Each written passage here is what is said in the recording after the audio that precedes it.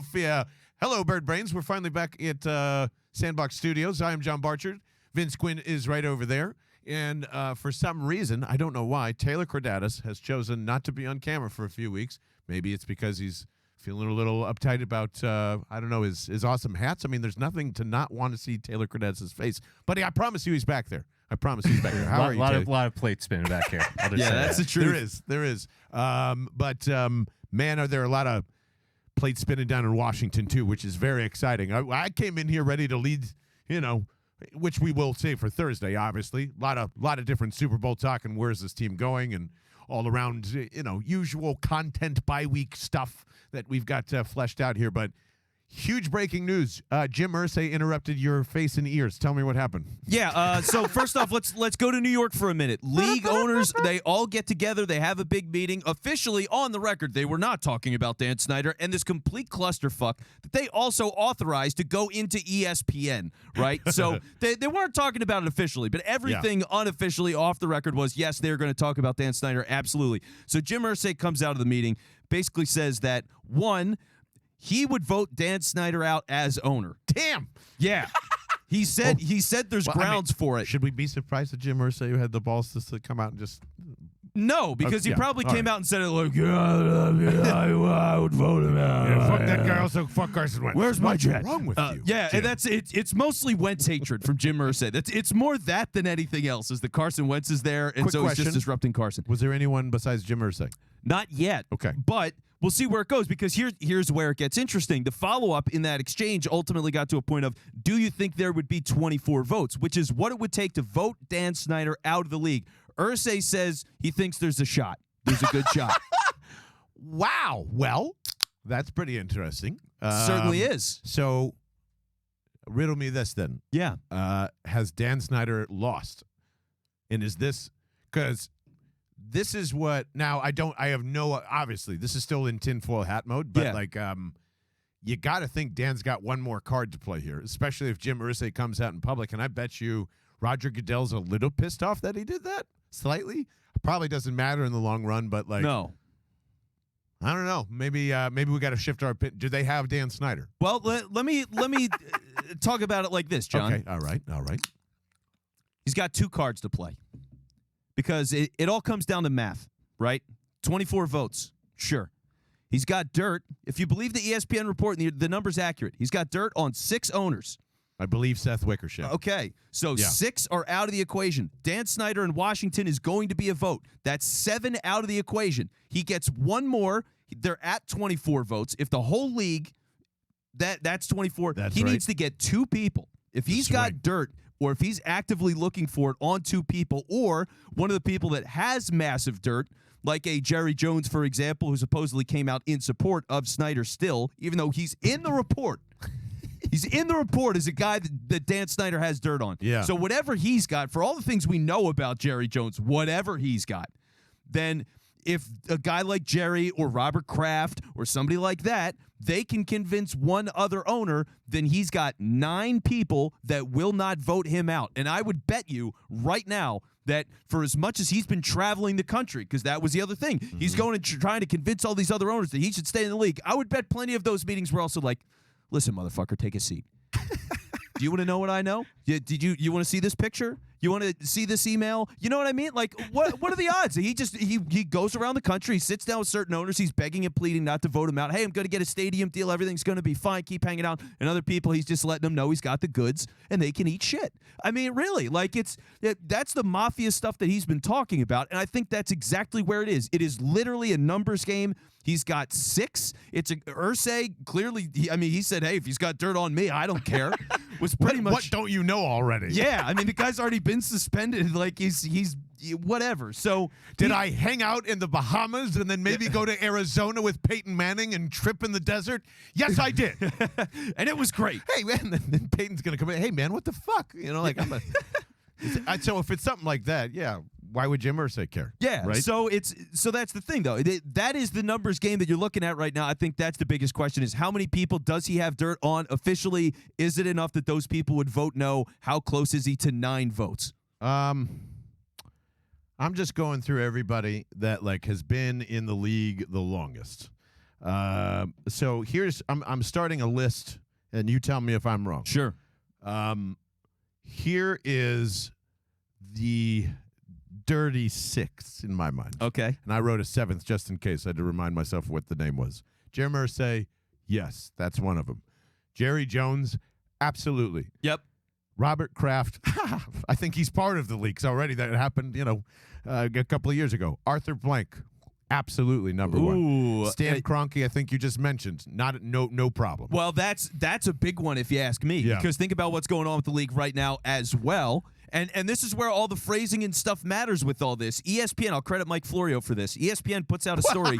Hold on. How dare you? I just have to. What? I'm not a fucking reporter. No, I know. I'm just reading. But and surmising, okay? The surmising is mine. Surmising, there you go. But Reckless speculation. yes. There we go.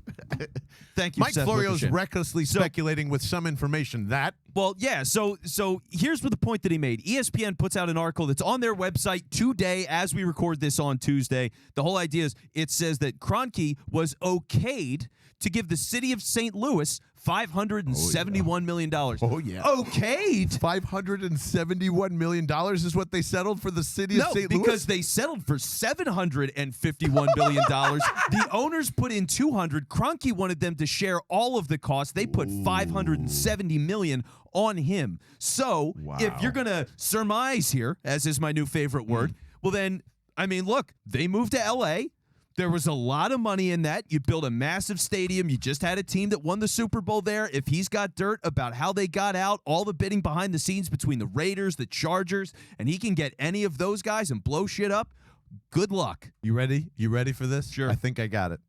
This kind of flows with my other tinfoil hat theory of making the Rams win a Super Bowl. Now, why would the NFL have interest in doing that? Well, I see about $570 million worth of reasons of why, if dirt is going to come out on Stan Kroenke, who just tried to settle with the city of St. Louis, right? And he needs every piece of revenue possible, including Super Bowl merchandise, the ability to maybe go back in there again, Sean McVay, the whole thing, look at all these people, blah, blah, blah, blah, blah. I mean, dude, if Stan Kroenke gets ousted, they need to make sure that the Rams look great. So if there's got to be somebody else that gets sacrificed in here. Like the NFL, I believe, is going to win overall, but not one of these seven is going to make it. It's not just going to be Dan Snyder, in my opinion. There's no way he doesn't go down without somebody. Yeah. The NFL takes a big hit, but I don't think now I just think Dan Snyder is bluffing with the it could bring down the NFL type of stuff. Oh, I don't think so. These are seven owners who are bulletproof in my mind because you've already tried to throw most of the shit at them. I mean, God knows what they're going to. There was this problem going on in Vegas. What's going on between St. Louis and L.A. long before that was a thing.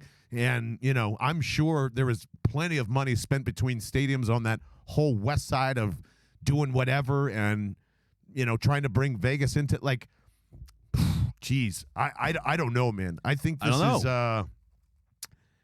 this is going to continue to probably shock people and get worse and worse. The more I just don't think it's just Dan Snyder here.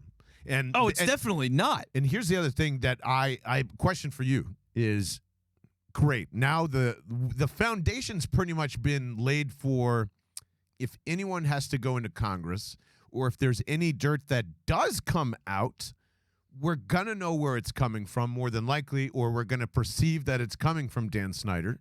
So, we're going to know the 6 or 7 owners that he has dirt on because it's all going to come out, right? There's anyone that's going to be against this or anyone that's in that side of the I just think it's going to be very identifiable of who he has dirt on. And don't you think that's a huge problem over the next couple of years? Well, it's a problem for who? I mean, it's not a problem for Snyder if it comes out. He's a man on the way out. I mean, if it's he's got nothing to lose. That Arthur Blank and Stan Kroenke and Mark Davis all at once to whatever it is. We know that these guys are true pieces of shit in terms of NFL ownership. Yeah. So I don't think maybe when you're told these things as Seth Wickersham, it does sound awful because it probably is as bad as we're all thinking. It's just who's going to touch that? You know, we on the last episode, we went through some of the awful shit that Dan Snyder has done. He's still sitting here, you know. So how long is it going to take for another owner to get ousted when they probably should? You know, like how far does this stretch in your mind? Well, and yeah, what does it take? You know, I mean, look, Dan Snyder's been setting the bar for what it takes to get removed as an owner. It's massive. I mean, it's blown away any Olympic world record. There's worse than Dan Snyder in my mind. That's, Jerry Jones has to have is so much worse than Dan Snyder. I don't know, man. Because here's the thing for me that makes Snyder undoubtedly worse. Jerry's got a lot of sexual stuff. Snyder has a lot of sexual stuff. The problem is Snyder has lied consistently to his own fan base and defrauded them again and again and again. Jerry does the same thing with a smile. How does he defraud the fans? Does anyone? Did they even think they're close to a Super Bowl? That's oh, come on, that's salesmanship. I don't blame him for that. That's what I'm saying. That's what I'm saying. Dan Snyder has lied about ticket sales. I mean, he's defrauded the owners in the league. Like, that's the depths of it. He's defrauded his own co-owners in the league about how much money he owed them for different gate revenue of opposing teams and whatnot. So he's lied about that. He's lied about season tickets and the backlog and the cost of it. Everything you're describing, I think they mostly all do it in some degree or fashion. But they just talk about it with Snyder?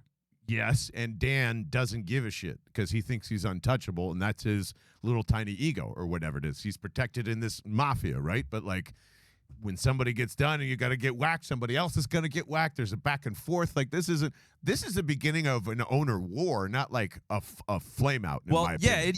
You're right. It's going to be a war. And the question for me is, who's on Dan Snyder's side and why?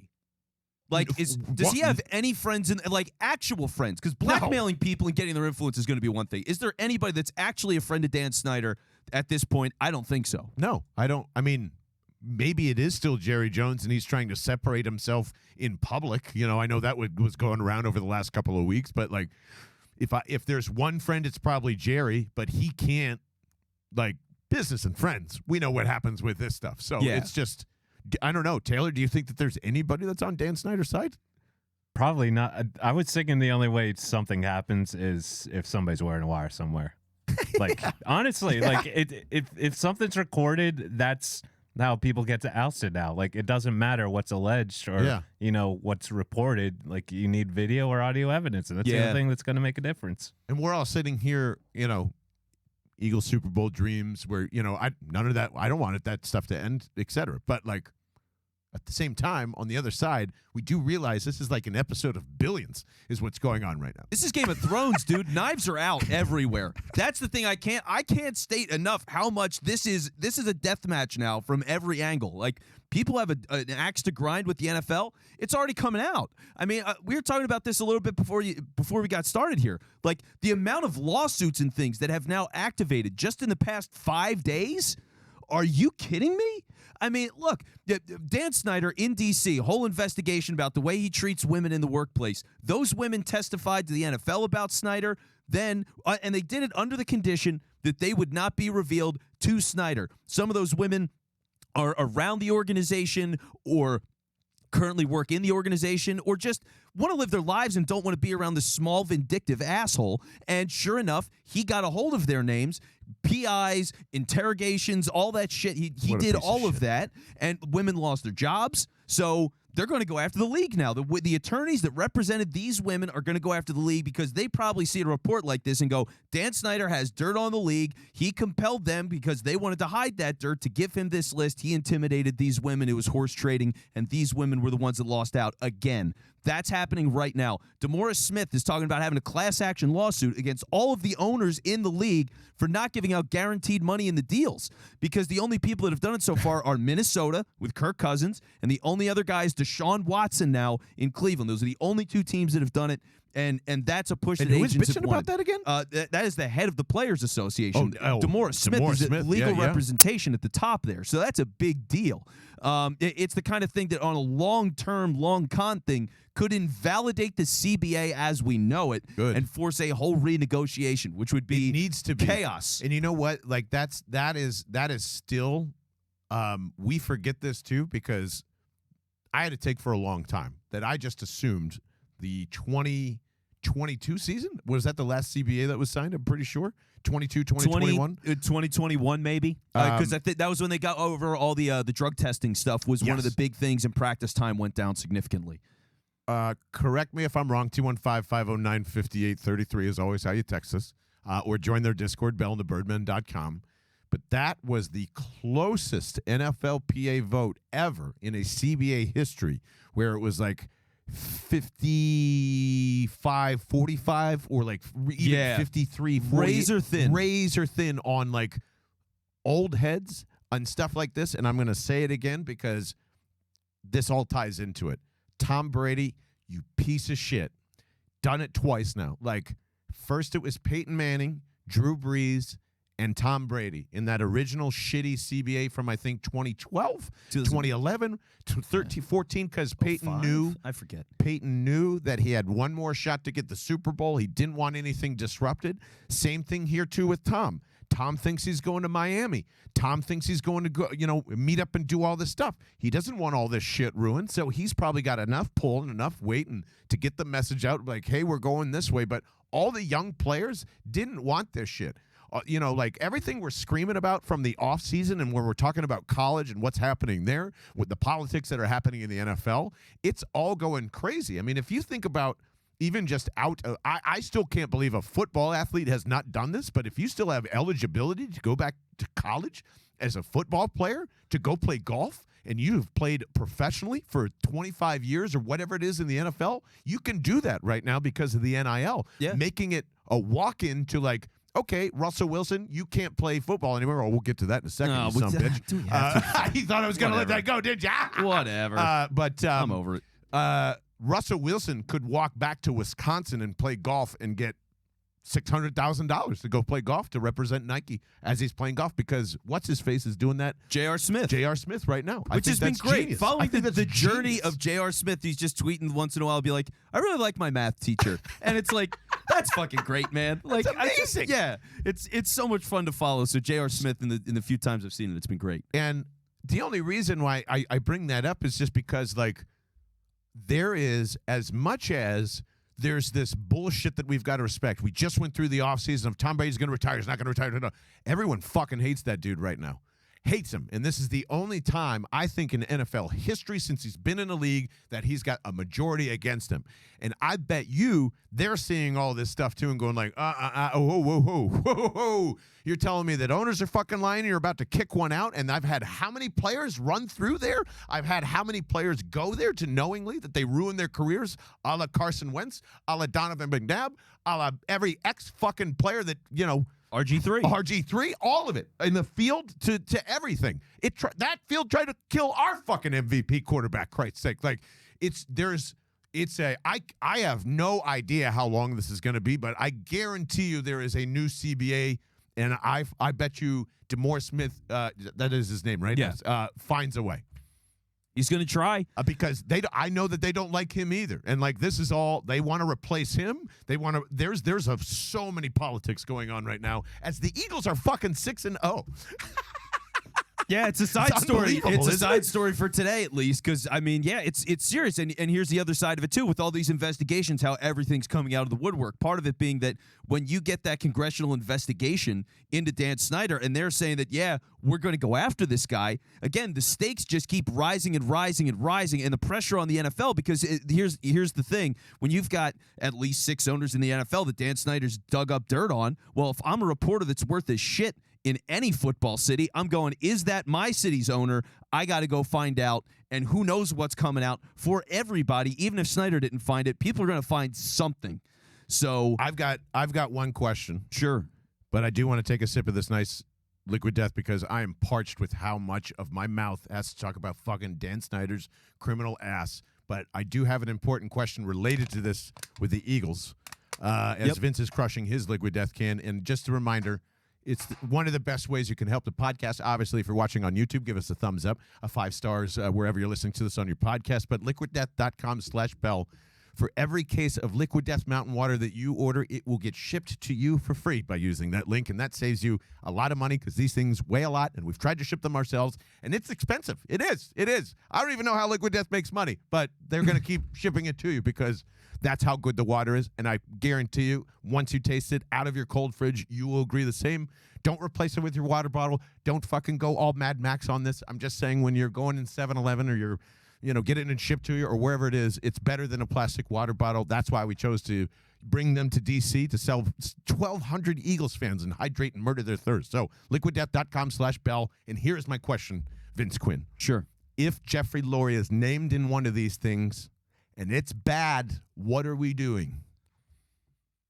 I mean, because it would be speaking of the 6-0 Eagles, it would be the worst. And not that I want to bury news that's bad just because the Eagles are 6-0.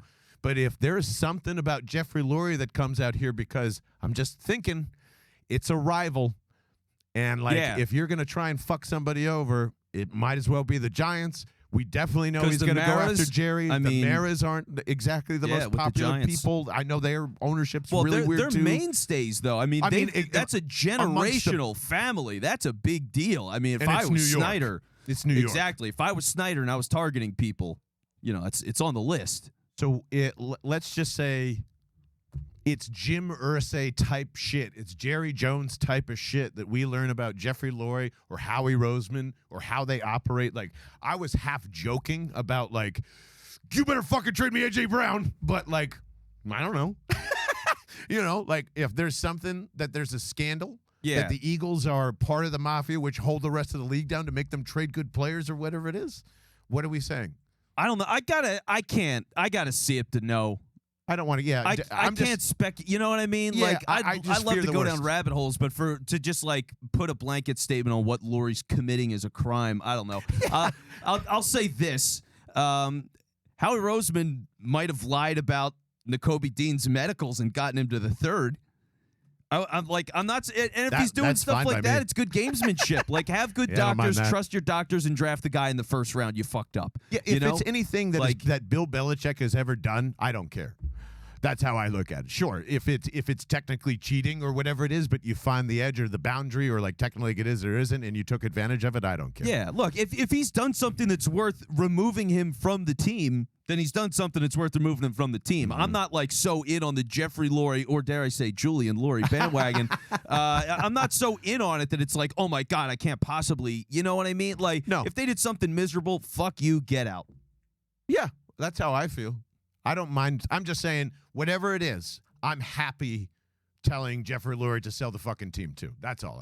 You're not taking the team away from me. No, I'm just saying in an extreme example, if it's terrible, morally couldn't watch the team without him being there, then that's what this show turns into. I mean, you have to think about it. It's because it's in the realm of possibility. Like you said, being a division rival, it's been a great franchise for forever. Yeah, it's just possible, so you have to consider it. For now, he's got as far as owners go, he's got a pretty good reputation, and he does. And I'm he's done a lot of good. I'm not trying to put bad shit on somebody that might be doing something all right. So that I'm not trying to say that either. No, but it's important to prepare for the idea that it could happen. You have to consider it.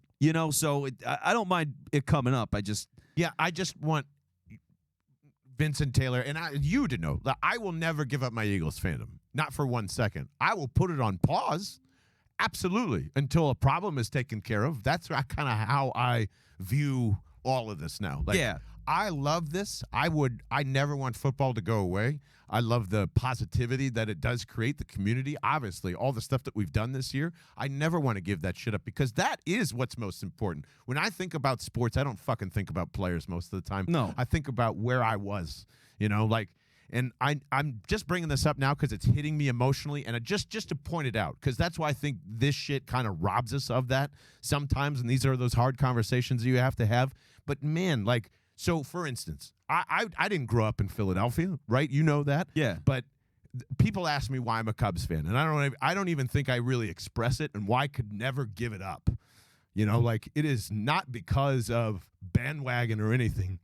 When I walked into that stadium, I remember exactly where I was when I was 6, and my grandmother, God bless you, I love you so much and I miss you, walked me into that stadium, and for the first time, like there's no there's no iPhones back in the day. You don't know what you're walking into, so it's just fucking amazing to see Ivy, gorgeous Chicago, beautiful blue skies, and just in tradition, the Cubs are fucking losing.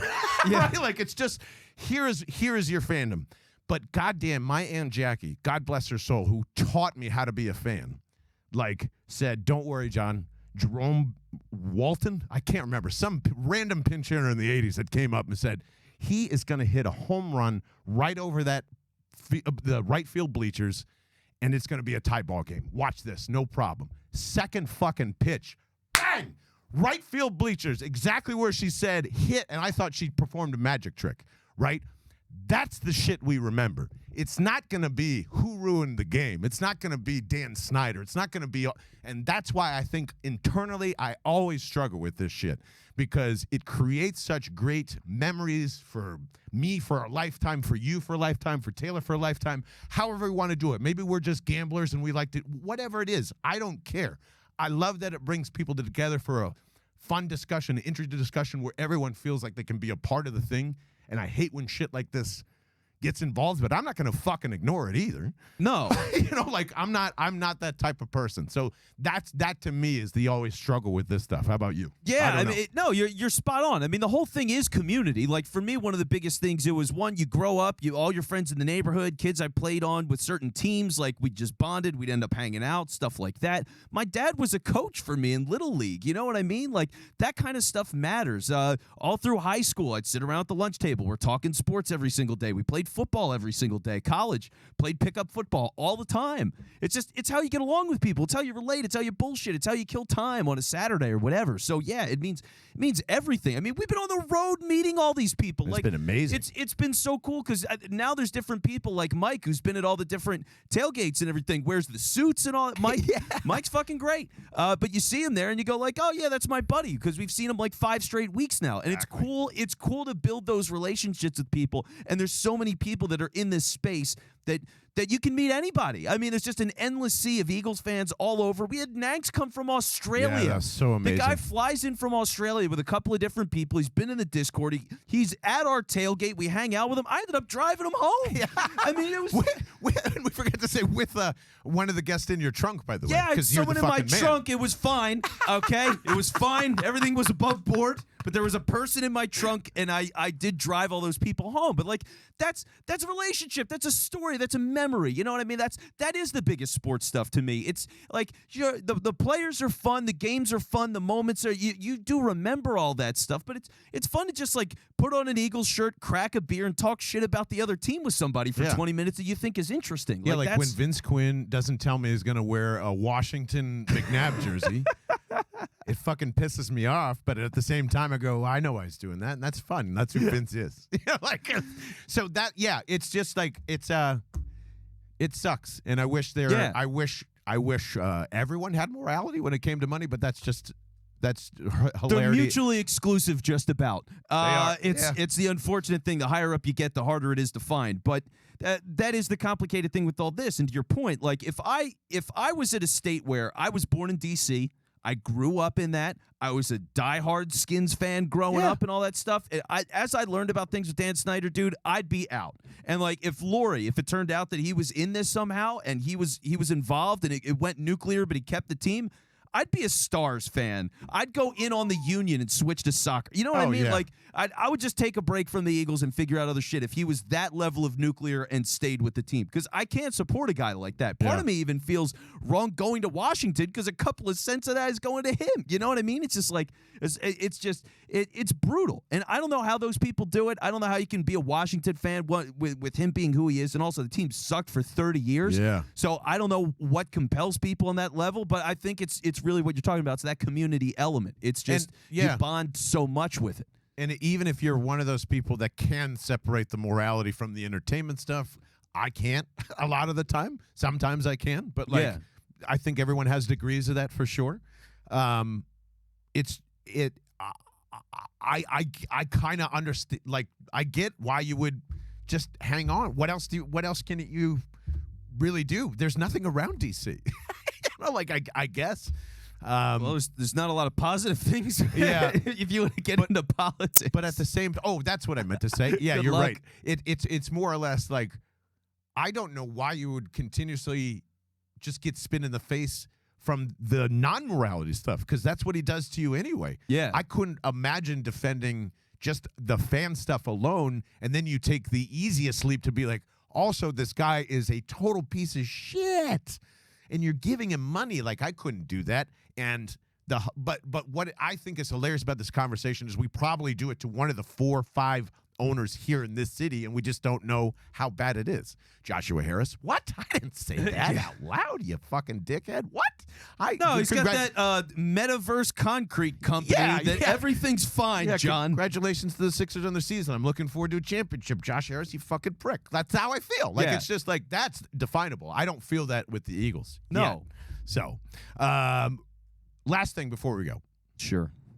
Taylor, you can help me out here. I mean, drop the Russell Wilson act already. Drop the fucking coach thing already.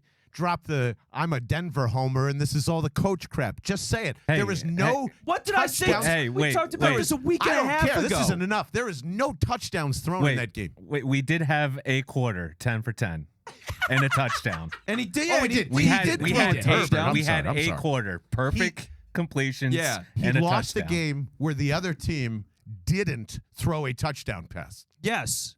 That's What led to the overtime score? I don't know. I didn't watch. I fell asleep. Okay, Who well, cares? they muffed a punt. They the Broncos did? Look, muffed punt, and again, Russ's accuracy is gone. It's gone. The mallet finger thing fucked him. He's done. It's over. And then the other injury that he got over the week, too, whatever that was. Yeah, he's got a hamstring now. I don't care about that. But Cortland Sutton saved his ass many times. Jerry Jeudy has saved his ass many times. And KJ Hamler had a nice ball that he caught that was underthrown. So yeah, he doesn't have the touch. He doesn't have the accuracy anymore. It's gone. So I said that 2 weeks ago. I've seen it. I acknowledge it. It's done. I know that part you have not even acknowledged, but like, there's a part of you that still thinks it's just the coach and this thing. No, I just said his accuracy is permanently gone. I know. Right. Here's the problem. Here's what pisses me I off was about really all this. wrong Yes. about Jalen Hurts. That's not related.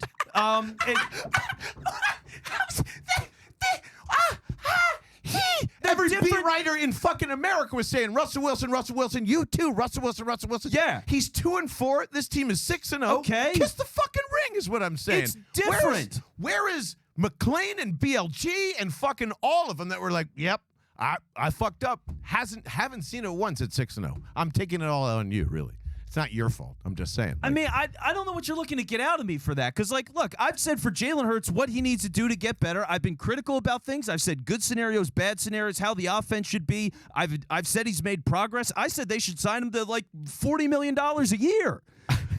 We've had those discussions. Is he the best quarterback in the league? What are the scales of it? I'm trying to judge the guy and get a good feel of who he actually is as a player, how much of it is the team, how much of it is the coaching, all those different elements that go into a team. And the Russell Wilson thing is the same thing. It's easy to go after Russell Wilson because one, he's corny as fuck. Yep. He isn't that good he's bad now. That's two. Yep. And they're on prime time every single week. But also, it's a team sport, so these things need to be said, but it's just not trendy and it's not hip and it doesn't get you the retweets, so nobody gives a fuck. It needs to be said. Nathaniel had this team 10 penalties last night for 150 yards. How is that not relevant? You smile and act like that's not relevant. They're the most penalized team in football right now. In a shitty league, they're the #1 penalized team. Situational awareness has never been there from the moment Hackett has started. We all saw that the first week, and we were killing him the first week because he kicked, a 65-yard field goal instead of going for 4th and 5? And that was in a game where Javonte Williams fumbled at the goal line, Melvin Gordon fumbled at the goal line. They should have won that game anyway, and that had nothing to do with Russ, as he played fine in that game. But, you look at the whole picture of the thing. When you've got penalties, the play calling sucks, you're not in tune with analytics in any way, shape, or form, the whole thing's rotten. It's a Broncos thing, and Russ is a big part of it because he's the quarterback. But, the lack of conversation about Hackett is astounding to me. That coaching staff is awful. All-time terrible awful. Is Matt LaFleur good? No. He's okay. Thank you for answering that. Yeah, he's okay. Has Aaron Rodgers overcome that even when Devontae Adams is not there? Yes, he does. What? Are the Green Bay What Packers? are they right now? They're 2-4. So they lost. They got their ass kicked by the Jets. Get out of here. Are the Green Bay Packers above 500? Yes or no? No. Are they? They're like 2-4, aren't they? Yeah, I think they have a losing record. Right, never Dude, mind. they're not good. And I thought they were. I thought they were and at 500. LaFleur, for whatever with Same LaFleur at least had back-to-back 13-3 seasons, and he got to NFC guess. Championship games. I Like, think I have to Hackett give him and credit for that. LaFleur are basically the same person. Because they were they came from the same place. They came from the same place. He was the offensive coordinator that thought they were going to get Aaron. They're the same guy. They're the same offense. Russell Wilson can't run the Packers offense. That is not the coach's problem. That's the quarterback's problem. He wants to run what he wants to run. Well, that's true too. And he clearly has no Melvin respect for the Gordon. coach. Well, Not Melvin Tom. Gordon He's deserved not- it. Probably. He's fumbled the ball every week. I will. And by the way, They're 3-3, by the way. Okay, there you go. 500, not above 500. But you can tell Aaron's trying to coordinate what's going on the field, and Russell's just going, "Yay!" Well, yeah, because the guy, he's like, all right, coach, what's the play? He's like, all right, well, I got a pepperoni pizza. I'm firing it in the oven right now. Like, he has no idea what he's doing. Right. That guy is. Can you at least admit that he's a terrible coach? Yes. That team is Can you horribly admit coached. that Russell Wilson is doing everything that he wants, doesn't care about his teammates, and is just trying to play fun quarterback, which is probably what he did in Seattle, and Pete went, stop doing that.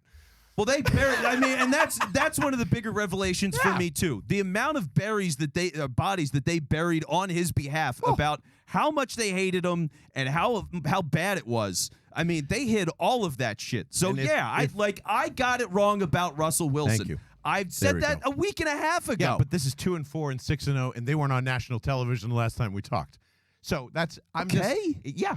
And every time that the Eagles win and the Broncos are lose in dramatic, stupid fashion, which is going to be every week. It's that a was moot what was point going to at happen. this point. That was going to happen here, and you were trying to rob me of this right now. So I am going to remind you, even though we were going to, even though you've said all the good things, you said go pay Jalen $40 million, 15-2. Yeah. You didn't want it to happen in the offseason. I didn't think they would get it out of him until the end of the season, until officially Russell Wilson's out of playoffs. I'm going to remind you every time that I can when that man's on national television. Does Jalen Which is a lot. Does Jalen Hurts have the best roster in the NFL outside of the Bills? Oh, my God. Don't even I'm start. just saying, it's a team you sport. You just said Cortland Sutton and Jerry Jeudy saved his ass. They did. And those guys are probably near close to the wide receiving duo that are here, except they're just in fucking Denver. And Let's stuck talk behind about the the Chiefs line. and everybody else. The line? What's the line? How's Denver's offensive line? Who cares? What do you mean, who cares? How good? How can you say who cares about an offensive line? Because in this city, with this team. The Seattle Seahawks didn't care either, and their offensive line was dog shit, and now suddenly it matters. Yeah, and he got them to the playoffs for 12 years anyway because he ran for his life and was able to hit balls down the field. I mean, nobody's debated for the last 10 years that Russell Wilson isn't one of the top 5 to 7 quarterbacks in the league. He'd been that guy forever. So now he falls off the cliff. This is the year that he does it, so I'm accountable for all the 15 years where he's been great because I assumed that a guy who's never been injured got one injury for 4 games and now his career's fucked. It's not the injury. You didn't listen to Richard Sherman. You didn't listen to Marshawn Lynch. That's all we needed to know. When did Marshawn Lynch come out against him? I know the team didn't like him, but when I'm looking at the team, it's and I love Sherman. Sherman's one of my favorite players. But like when I hear the other guys on the team that didn't like him, it was like, oh, Michael Bennett didn't like him. Who does he like? Earl Thomas. Who gives a shit about what Earl Thomas thinks? So I'm looking at. I go, look, he's a star quarterback. He's goofy as fuck. He gets preferential treatment. They're stars in their own right. They helped win that Super Bowl just as much as he did, and they're fucking bitter about it because they don't get treated the same. I can't look at a team like this and go, if Jalen Hurts was on the Broncos again, I have to ask this again, how many wins does he have if Jalen Hurts is on the Broncos? Doesn't matter because this is where we're going. You can't say that. This is where we're going, baby. You can't say that. How many wins? 3 instead of 2. Oh my! Wow, he gets the punter to not fumble it, or the punt returner to not fumble. He stops defensive pass interference 4 times from the same guy. Will Jalen Hurts be successful in Denver right now if you swap quarterbacks? Yes. Fuck yeah, Jerry Jeudy, Cortland Sutton, bullshit. Because he holds the fucking linebacker still, unlike Russell Wilson, who's running around late in the create a game play. and getting them down the field. He had 2 big runs for like 12 yards in that game. This is what, right here, this is what Vince Quinn tried to stop us from enjoying. Right here, if you're looking on YouTube. I'm going to bury this, by the way. This is the last year. This is it. I bought this 5 years ago. Yeah. Almost to the day. Got a couple of months. Super Bowl champion. It comes in, what do we call this? Scarf. Super Bowl champion scarf. It comes in handy in the fall. And maybe Vince Quinn needs to get on our level before he can enjoy this thing Because I one more didn't time. say 15-2. Like I just like I got the Russ thing wrong. I've gotten so many things about this team right. I'm letting it go after the bye week. I just had to. You just said every single week of the season. Well, This is I like. Then now you don't know when it's coming. That's the beauty of this. Maybe I will, maybe I won't. Here's something that's coming for you, pal. All right, here's something that's coming. Can we bury something else with your scarf? Please. Dreams and nightmares. Yeah. Yeah. Like I said on the I'm live good. stream, I'm good. and totally not the right time to do it. It was the Cowboys. They stink. It's Cooper Rush. Like, if everybody's undefeated, Dak Prescott's there, all right, maybe. But I'm, like, so done with it. Yeah, I agree with Taylor. You agree?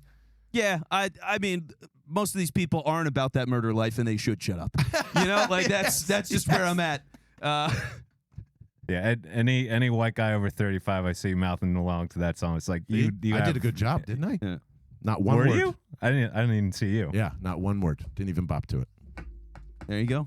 Guess I'm over 35. I'm not anti-Meek Mill. I'm just anti-Dreams and Nightmares because Yeah, I don't think he's interesting, but that's me. He's fine. I'm just saying, like, Yeah. I wouldn't choose him at the party. That's all. So, hope you come enjoy our party on the 30th, by the way. Steelers tailgate, going to be fantastic. Tell you more about that on the next couple of weeks. I want you to send all of your hate mail to 105 West 3rd Street, Media, PA, 19063, courtesy of Vince Quinn. Yep. And Address it to me. just tell him how much he almost ruined your Super Bowl run, just like he did mine, and we'll talk about it. I'll read every single letter that's there. It would It'll be the year 5 of and 1 letters. with Russ. Unreal. For Taylor Credatis, that is Vince Quinn. I'm John Barchard. Fuck Dan Snyder. Thank God Russell Wilson's not here. And I think we got a pretty interesting bonus segment for you on YouTube coming up soon. Go check that out, and we'll see you real soon. Okay, bye.